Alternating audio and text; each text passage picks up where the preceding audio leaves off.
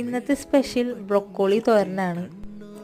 എൻ്റെ മോന് solid food start ചെയ്ത സമയത്ത് ഞാൻ ഈ ബ്രൊക്കോളി കുറേ ഗ്രൈൻഡ് ചെയ്തൊക്കെ അവന് കൊടുത്തിട്ടുണ്ട്.